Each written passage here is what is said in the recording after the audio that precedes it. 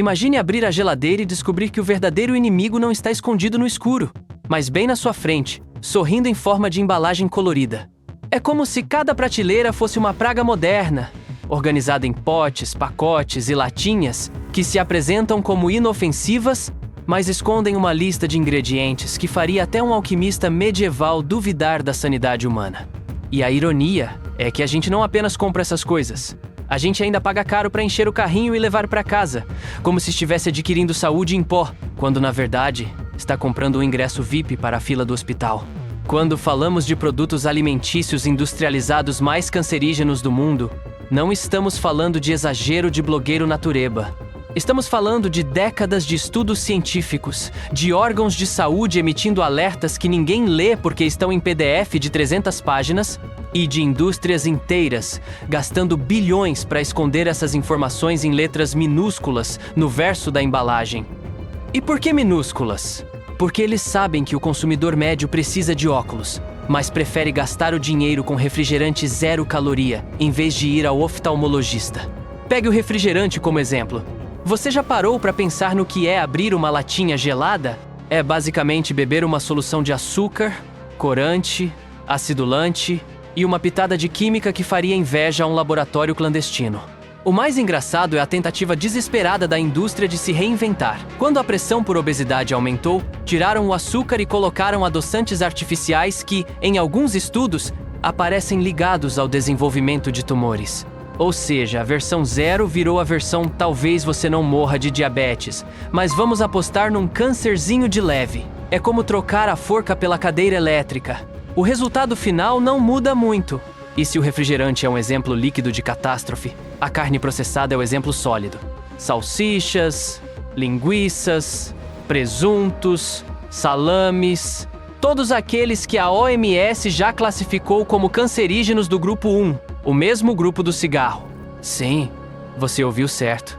Aquele cachorro-quente que você comeu na festa junina está no mesmo patamar do Marlboro. A diferença é que ninguém fuma escondido atrás da escola com uma linguiça acesa, mas a destruição silenciosa é muito parecida. Nitritos e nitratos usados para conservar esses produtos se transformam em compostos altamente cancerígenos no nosso organismo. É quase poético. Para manter a carne com uma cor bonita e sabor fresco, eles te entregam uma toxina disfarçada. Agora me diga, se a sua avó soubesse que a linguiça do churrasco tem o mesmo selo de risco que o cigarro do vizinho, será que ela ainda colocaria na grelha? Provavelmente sim, mas pelo menos você saberia que a fumaça que sobe da churrasqueira não é o único problema. E não pense que estamos salvos no mundo dos doces. O chocolate, que deveria ser um presente dos deuses maias, virou refém de gordura hidrogenada, aromatizantes e leite em pó duvidoso. Você compra uma barra achando que está adquirindo cacau, mas, na prática, está levando uma massa doce que tem mais derivados de petróleo do que uma refinaria. Em 2017, por exemplo, pesquisadores europeus encontraram em chocolates industrializados resíduos de hidrocarbonetos aromáticos policíclicos, os mesmos que aparecem quando você acende carvão. Traduzindo, você acha que está mordendo felicidade, mas, de certa forma, está lambendo fumaça tóxica empacotada.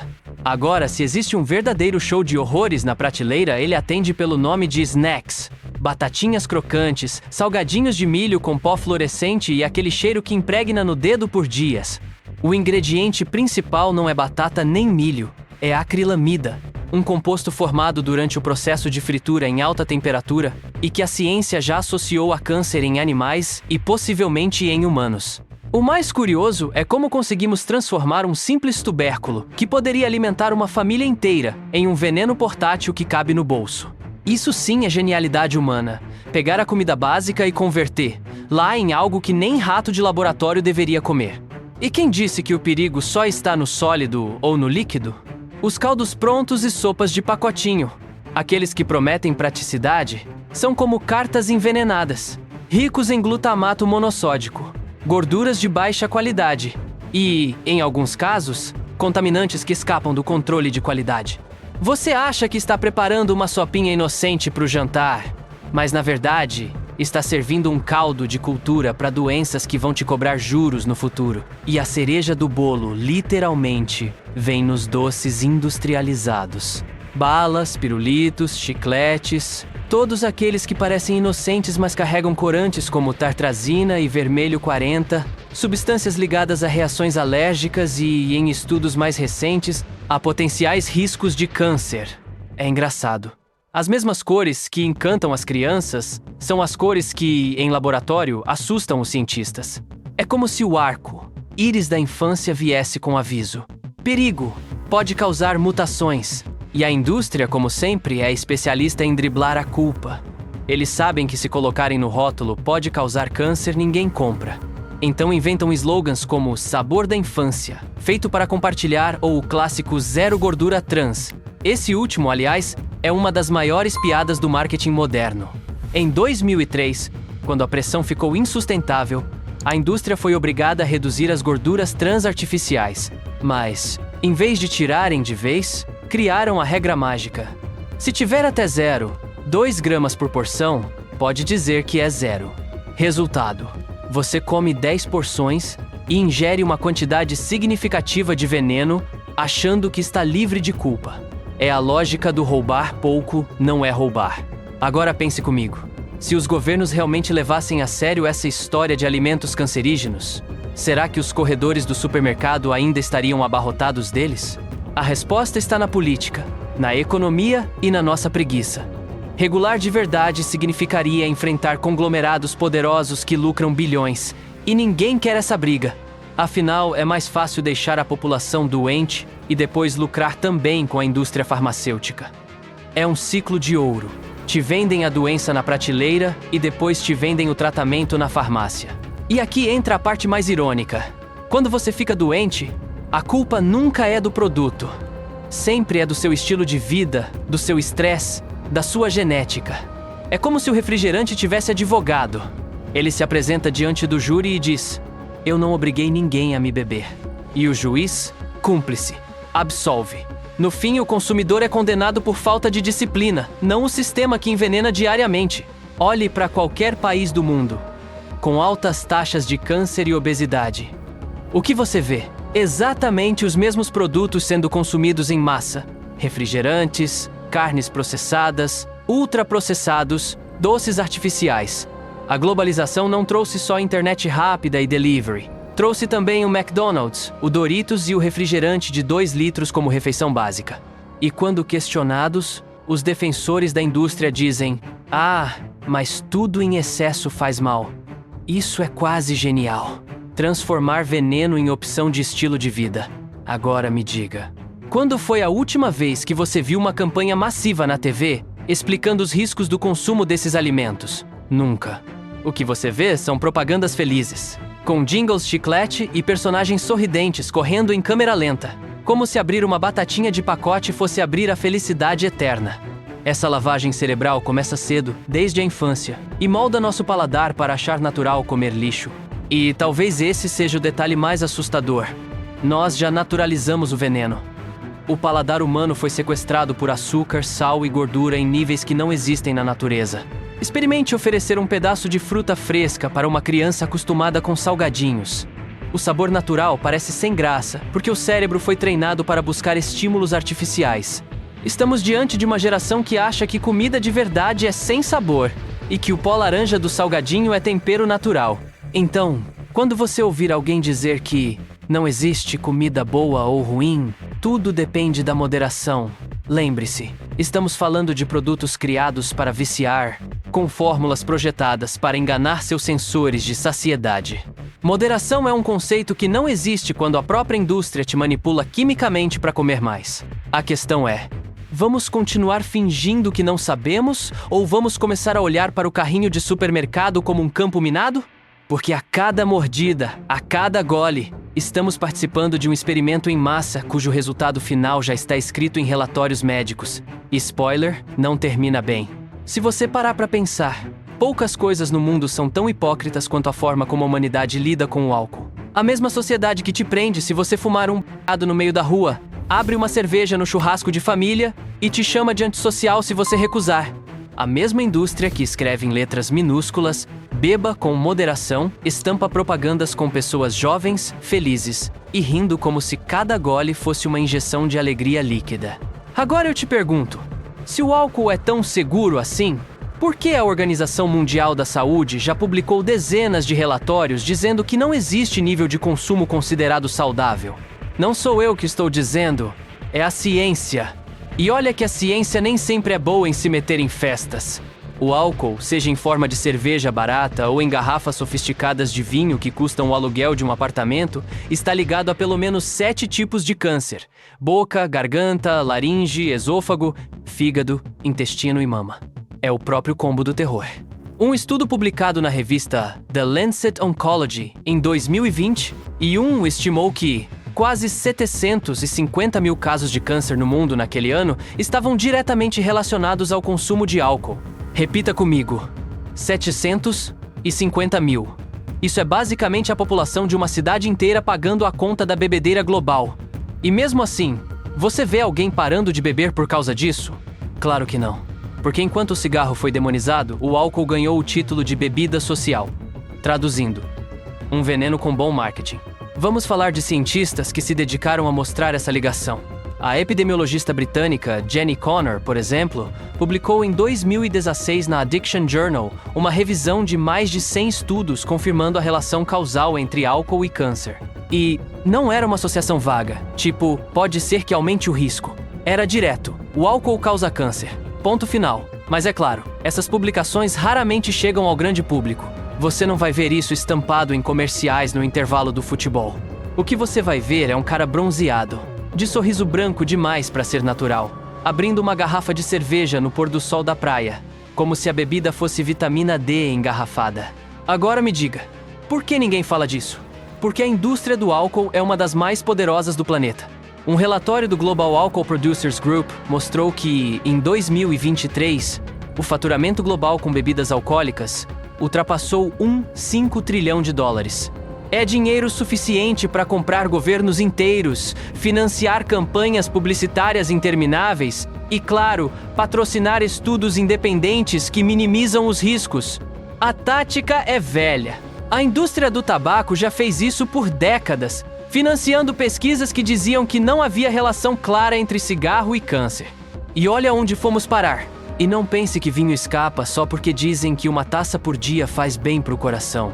Esse mito nasceu de um estudo nos anos 90, chamado French Paradox, que sugeria que franceses tinham menos doenças cardíacas porque consumiam vinho tinto regularmente.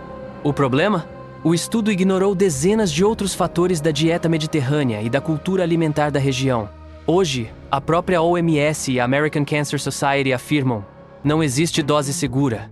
Se você quiser proteger o coração, coma uva.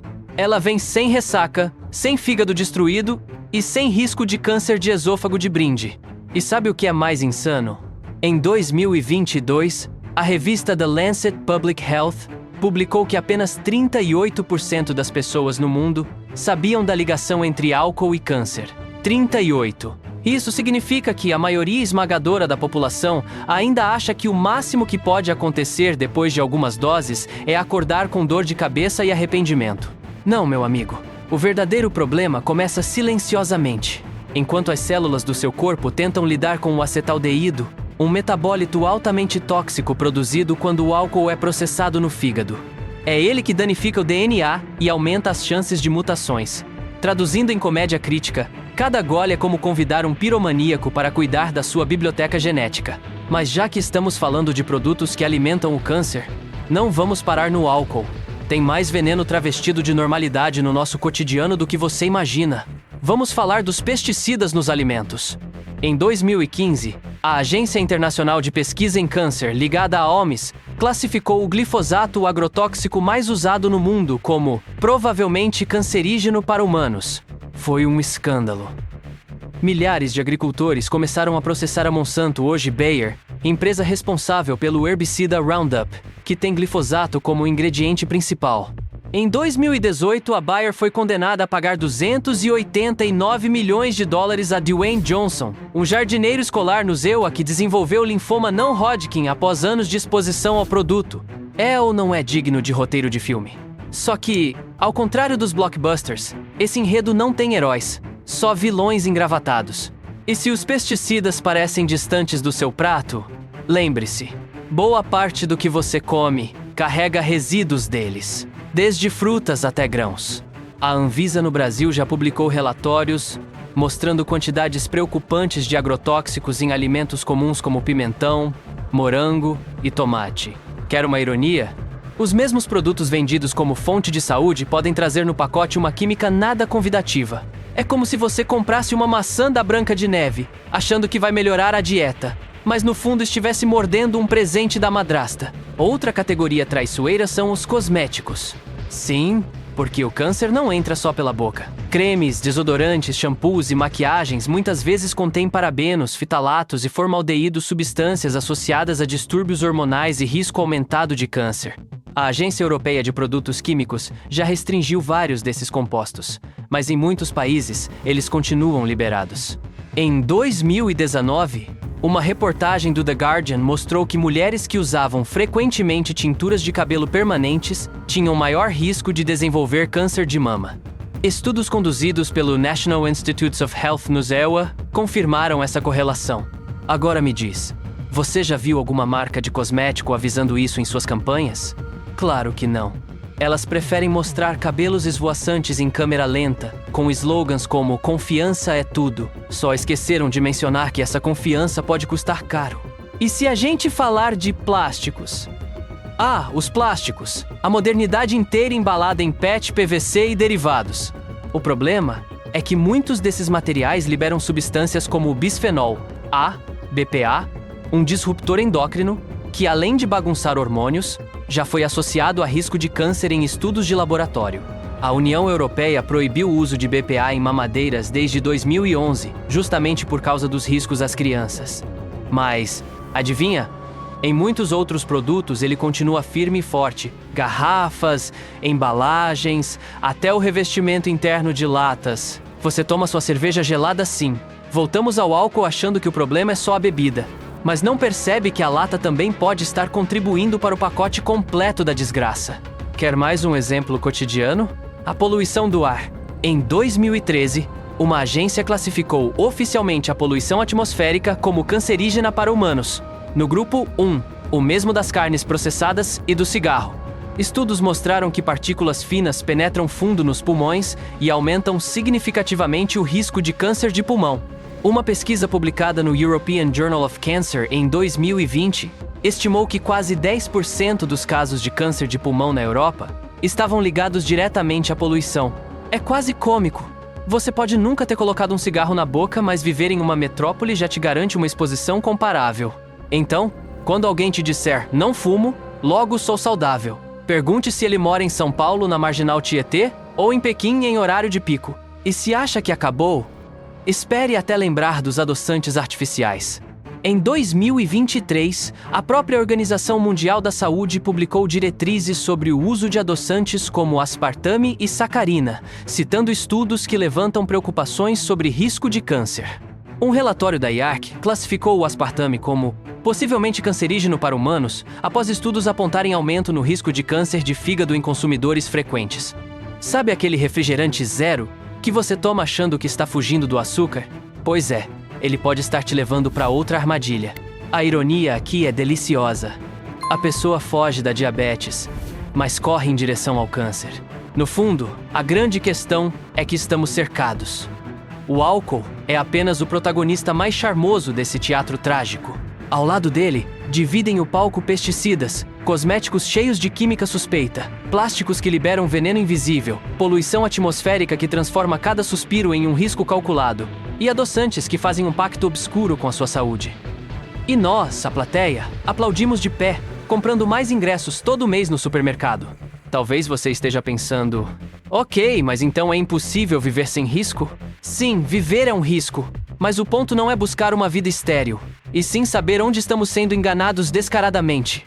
Porque a pior parte não é o risco em si, é a manipulação. É achar que aquela cerveja gelada no comercial é símbolo de liberdade, quando na prática é só uma cadeia líquida. É acreditar que a maçã brilhante é saúde, quando na verdade vem banhada em pesticida.